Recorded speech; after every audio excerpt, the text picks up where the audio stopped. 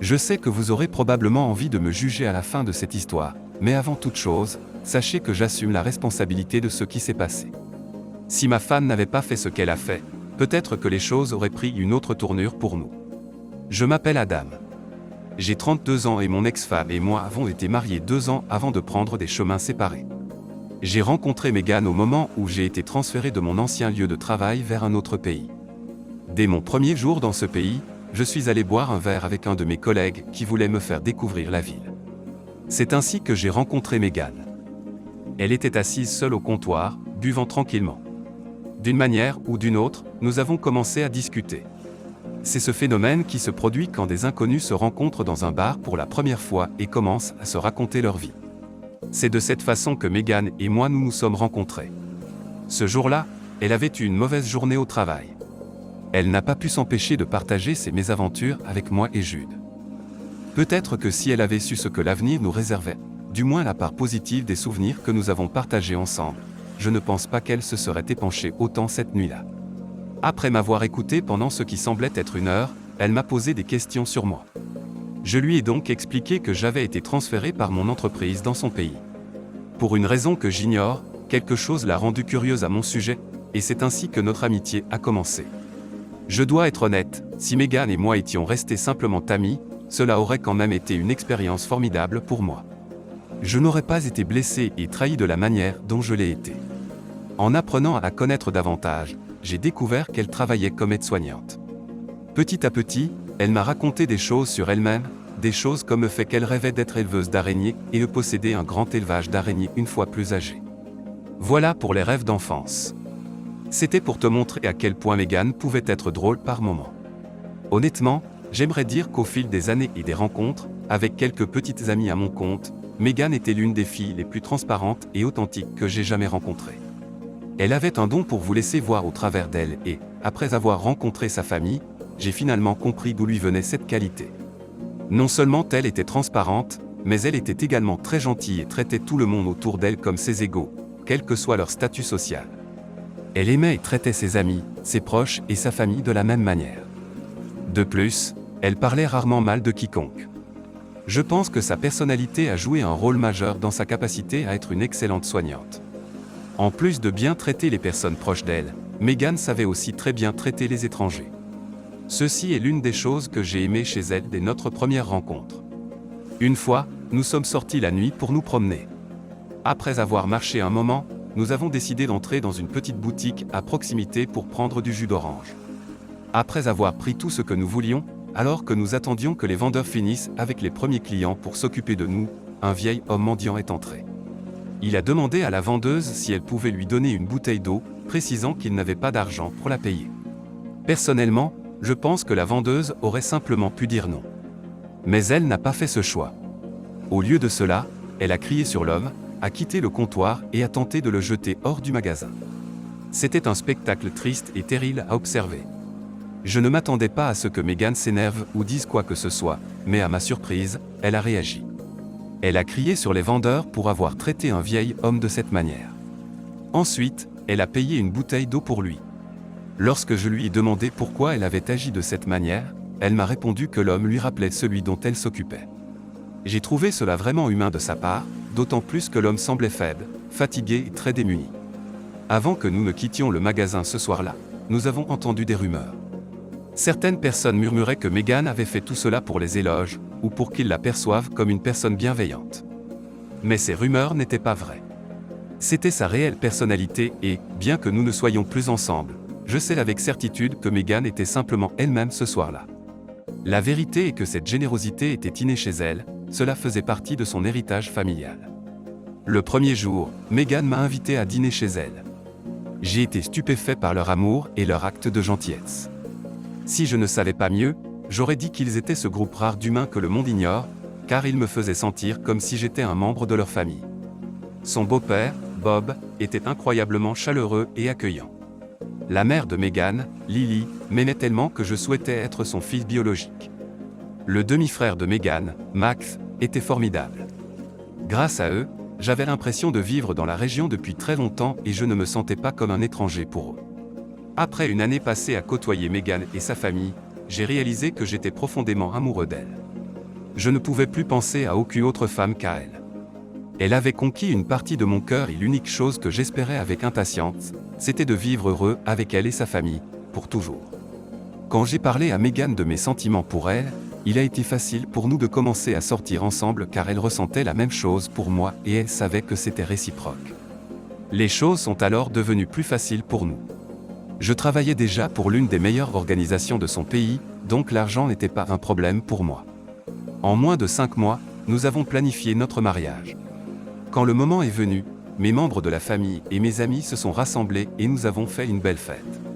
Pourtant, à l'origine, je ne voulais même pas de cette mutation qu'on m'avait signifiée. Finalement, j'ai fini par épouser Megan et rencontrer sa merveilleuse famille. Après le mariage, nous avons commencé à vivre ensemble et à agir comme un couple. Je ne comprends toujours pas pourquoi elle a tout gâché, mais notre mariage était merveilleux et les souvenirs que j'ai d'elle sont toujours bien ancrés dans ma tête. Nous n'avons pas eu d'enfant tout de suite, parce que Megan et moi n'étions pas encore prêts. Elle voulait que nous passions du temps ensemble, que nous profitions en tant que couple et que nous vivions notre vie au maximum. Elle était prête à voir son corps changer, à vivre les nausées matinales, les étranges envies et tout ce qui va avec la grossesse, et je respectais cela. J'aimais vraiment Megan car c'était le genre de femme qui soutenait son homme, et elle ressemblait beaucoup à sa mère. Elle comprenait mon travail et elle était prête à déménager avec moi à chaque fois que mon entreprise me mutait. Chanceux comme je suis, je pouvais demander à rester dans son pays, en raison de notre mariage. Lorsque le moment était venu, j'ai essayé de faire en sorte que son pays devienne mon lieu de travail permanent, et cela a été accepté. Nous n'avions donc plus à nous inquiéter de voyager ou de ne pas voyager. L'une des raisons pour lesquelles j'ai fait cela était mon amour pour la compagnie de la famille de Megan. Je la préférais à celle de ma propre famille ou de n'importe qui d'autre. Je ne pouvais pas vraiment expliquer comment il faisait naître en moi des sentiments que je n'avais jamais ressentis en tant qu'enfant ou en présence de ma propre famille. J'étais donc prêt à faire tout ce qui était nécessaire pour garder ces sensations intactes. Après notre mariage, Max, le frère de Megan, venait régulièrement chez nous. Cela ne me dérangeait pas du tout, car il était pour moi comme un petit frère. Sa proximité avec Megan démontrait l'amour profond qu'il portait à sa sœur. Il lui rendait visite souvent parce qu'elle lui manquait. Mis à part cela, j'aimais passer du temps avec Max et boire un verre avec lui. Certaines nuits, après des excès d'alcool, il dormait chez nous. La plupart du temps, Max et moi convertissions notre penchant pour l'alcool en compétition. Celui qui réussissait à tout boire sans être ivre remportait tout l'argent. C'était une activité très amusante, et même les soirs, Megan nous rejoignait quand elle était d'humeur. Malheureusement, 2 ans après notre mariage, Megan a perdu son beau-père. Elle était en proie à une douleur immense. Ce n'était pas seulement elle, toute sa famille était en deuil. Cela a véritablement touché sa mère le plus car elle aimait beaucoup Bob. Je dois admettre que Bob me manquait aussi. Ses rires chaleureux, ses blagues à table, son histoire habituelle de la Seconde Guerre mondiale que ses grands-parents lui avaient racontée, et son affreux chant. Je ne pouvais qu'imaginer ce que traversaient Megan, sa mère et Max. Pour être honnête, la mort de son père l'a beaucoup affectée. Au point qu'elle a même dû arrêter de travailler pour faire son deuil correctement. Tout au long de cette période, je l'ai soutenue. Je l'ai soutenue durant tout le processus de préparation des funérailles de son père, jusqu'à son enterrement. Après l'enterrement, je m'attendais à ce que Megan retrouve son état habituel. Mais elle ne l'a pas fait. Au contraire, sa santé s'est détériorée jusqu'à devenir une source d'inquiétude pour nous tous. Elle connaissait Bob depuis qu'elle avait 13 ans, et c'était après que son père biologique soit décédé. Bob avait pris le relais et avait endossé le rôle de père dans sa vie. Je peux seulement imaginer ce que ça faisait pour elle de perdre un père une seconde fois. J'ai fait de mon mieux pour la réconforter, mais peu importe combien je tentais, cela ne fonctionnait tout simplement pas. Je ne savais pas grand-chose sur Bob, donc chaque fois qu'elle amenait des conversations à son sujet, je n'avais pas grand-chose à dire. Mais j'ai remarqué que chaque fois que Max venait et qu'il partageait des souvenirs de Bob que je n'avais jamais entendus, elle riait. Pendant toute la journée, son humeur s'améliorait, mais dès que Max s'en allait, elle se renfermait sur elle-même. Et parce que je m'inquiétais tant pour elle, j'ai demandé à Max d'emménager et de rester avec nous jusqu'à ce qu'elle aille mieux. Quand j'ai fait ça, je l'ai fait parce que je voulais que Megan aille mieux et sorte progressivement de sa coquille. Et bien que l'incident qui a suivi cela me fait encore beaucoup de mal, je suis content d'avoir pris cette décision. Sinon, peut-être que je vivrais encore avec une trompeuse en pensant qu'elle n'aimait que moi. Après que Max a emménagé dans notre appartement, la santé de Megan s'est améliorée et elle a commencé à aller mieux, comme je l'espérais. Au départ, je comptais laisser Max rester avec nous quelques semaines, mais il a fini par rester 2 mois chez nous. Comme je l'ai mentionné, Megan a commencé à aller mieux petit à petit. Elle est devenue plus active et plus énergique. Elle ne restait plus dans notre chambre toute la journée comme elle le faisait auparavant, pleurant à chaudes larmes. J'étais enchanté des progrès que j'observais et cela me remplissait de joie de voir que la présence de son demi-frère avait une influence sur elle. Max a bien géré son processus de deuil. Il n'y avait donc pas réellement de préoccupation pour moi et, en peu de temps, nous sommes revenus au jeu auquel nous avions l'habitude de jouer. Notre concours de boissons est également revenu sur le tapis. Une nuit, Max et moi faisions notre truc, quand Megan a décidé de se joindre à nous. J'avais déjà bu plusieurs bouteilles, mais voyant son enthousiasme pour participer au jeu, j'ai autorisé sa participation avec son frère, Max. Quand j'en ai eu assez de les regarder boire et rire sans que personne ne gagne, je me suis excusé.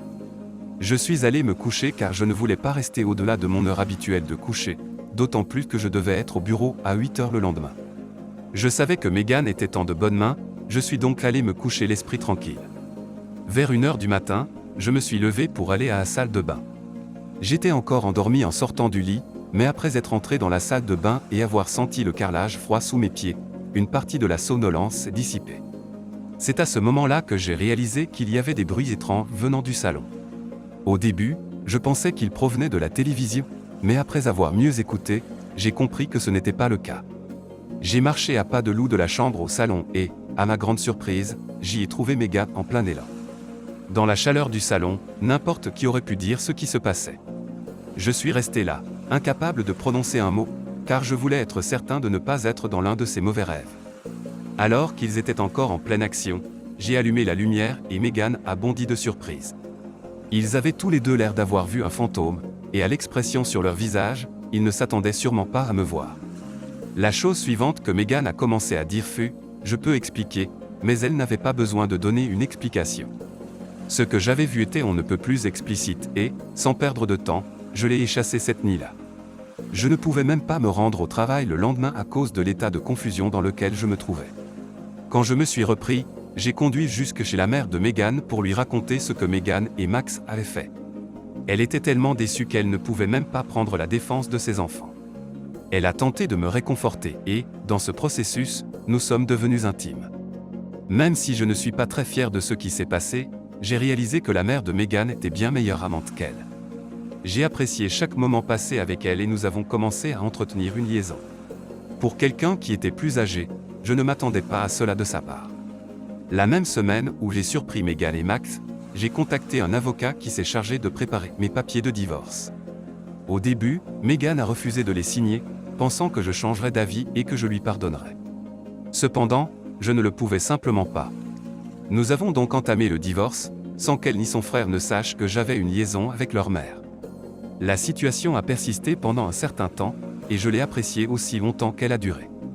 Puis un jour, la vérité a éclaté. Megan est venue chercher un objet chez sa mère et nous a surpris en pleine action sur le comptoir de la cuisine. Elle fut à la fois choquée et furieuse. Elle a même tenté de se battre avec sa mère, avant d'être chassée de la maison. Je suis sûr qu'elle a ressenti le même niveau de trahison que j'avais ressenti. Lorsque son frère a affronté leur mère à ce propos, cette dernière l'a également mis à la porte. Au fond de moi, je savais que notre liaison n'allait pas perdurer. Ceci constituait une vengeance parfaite pour nous deux. Si vous vous demandez si je suis toujours avec leur mère, la réponse est non. Nous savions que cela n'allait pas fonctionner, alors nous avons pris des chemins séparés. Aujourd'hui, je ne pense pas être capable d'aimer à nouveau. Megan a tout brisé en moi et je pense qu'il vaut mieux rester célibataire que d'être blessé par la personne que vous aimez. Ça faisait un moment que nous n'avions pas posté d'histoire aussi sordide. Dites-nous ce que vous pensez de l'auteur et de son ex. Croyez-vous que Megan a commencé sa relation avec son demi-frère quand il a emménagé avec eux? Cette famille avait l'air si parfaite quand il est arrivé, mais quelle horreur en fin de compte, comment cela est-il possible? Si vous avez aimé ce témoignage, n'hésitez pas à liker la vidéo, commenter et partager. Abonnez-vous également à la chaîne et activez la cloche pour être notifié de la prochaine vidéo. Prenez soin de vous.